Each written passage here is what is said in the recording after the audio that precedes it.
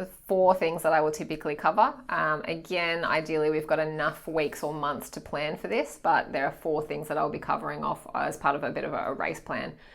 First and foremost is the carbohydrate goal. So that would include your carbohydrate goal per hour as well as your pre-event nutrition. So in that 2 to 3 hours before the event starts. And then depending on the length of that, it could be your carbohydrate load days in, 1 day out, or just the night before. Okay. And how do you come up with that strategy? Working with the individual one-on-one. So we look at what they're already doing, look at what their goals are, and then look at the intensity of training and things like that as well. Okay. So everyone's going to be really different. Some people maybe 30 grams of carbs per hour. Some people maybe 60 grams of carbs per hour. Some people maybe 90 grams or plus per hour. As a pre-race breakfast or pre-event breakfast, I would typically aim for somewhere from 2 to 4 grams of carbs per kilogram body weight. Okay. 4 is a lot, and I don't have many clients that can get to that. 2 is still a lot as well, 2 grams per kilogram body weight. But it's a really good start. If you can, let's say you're 70 kilos, you're trying to aim for 140 grams of carbohydrates in the 2 to 3 hours before an event starting. Okay. Still a lot. You say 2 to 3 hours. Here's a challenge for a lot of people. Their event starts at 6 a.m. or starts at 7 a.m. and they've got to get to the event. They don't want to get up at like 4 a.m. What if I've only got an hour or half an hour? And that's often the case. And it just means that we find a happy medium there. So we might load up the night before or the days before, and then maybe we're only getting 1 gram. But we're also looking at carbohydrate products that are easy to digest and what I call bang for buck. So as a really quick example, on average, a slice of bread might be 15 grams of carbohydrates. A slice of fruit bread or fruit toast or raisin toast, depending on what country you're coming from. Yes, we had a few comments under the last one. Did she say fruit toast? Do they put fruit on bread? What's going on there? Keyboard warriors. So would be 30 grams of carbohydrates on average. So for one same slice or same amount of food, we're getting double the amount of carbohydrates. You then put some honey or some jam on top of that.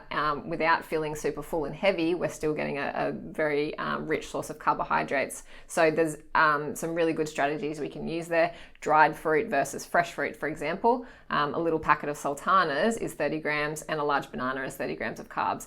Obviously, it's going to be much easier to consume, basically 2 mouthfuls of sultanas than a full banana, and how that sits in your stomach. Liquids are a really good option as well. So we can quite easily get a lot of carbohydrates in without actually consuming large amounts of food. Okay, good. Yep. So that's carbs. Carbs, yep, tick. Next one would be your fluid requirement. So hopefully we've done some sweat testing with you and we've figured out your hydration planning, which we've covered in previous video of how to do that. So we're figuring out how many mils of liquid per hour that your body needs based on your sweat rate, based on hopefully the race conditions. So you've got a bit of an idea of the temperature, the humidity that is going to be on race day, and then we can calculate out your sweat rate and figure out how many mils of liquid you need to be having per hour. Yeah, okay, cool. And does that include electrolytes, or is that another topic? It does. So that's another topic or another sort of factor, is that so electrolytes, and what I mean by electrolytes is typically sodium. That's the main electrolyte that we're looking at from a hydration perspective, and to reduce muscle cramps, but also to help absorb fluid. So they tie in very nicely together, but often people would just focus on fluid and then not consider electrolytes, or just focus on electrolytes and not consider how much fluid they're having. Yeah. Both just as important as each other. Right. Yeah. Are you consuming your electrolytes with your fluid though, or can you consume them separately with tablets? Can separately as well. So you can pop obviously an electrolyte tablet in. A lot of products, sports drinks in particular, have electrolytes already included, or you can take a salt tablet, which is sodium chloride.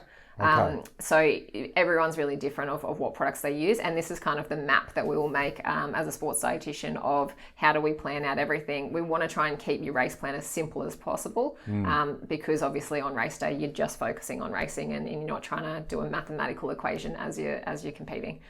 So that's stuff that I love doing, is just making it really, really simple, but we're ticking all the boxes. Right. And sodium requirements are very, very individualized as well. Right.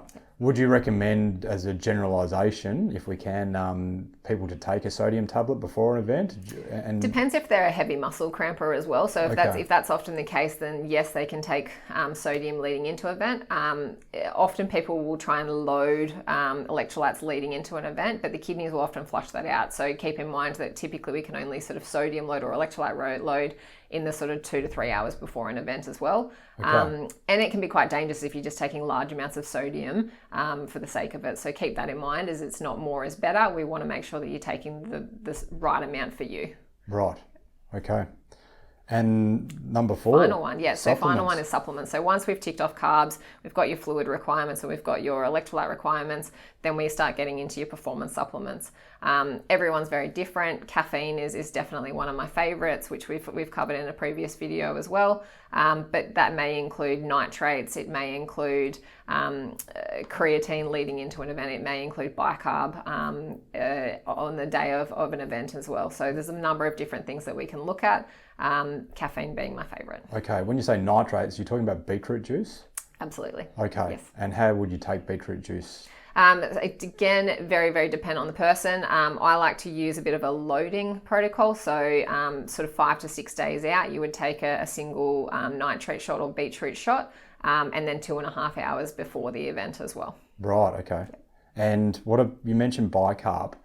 I don't hear about that one anymore. It seems old school, but it is old school, but it still works very well. Okay, how does it work? So it's a buffer essentially, so reduces lactate. So not going to be appropriate for all events, right. But if you've got high lactate production and we're trying to reduce the effects of that in an event, it can work very, very well. Like a 20-minute time trial in triathlon, something like that. Yep. So how would you take that? I'm curious. So it's a bit more complicated.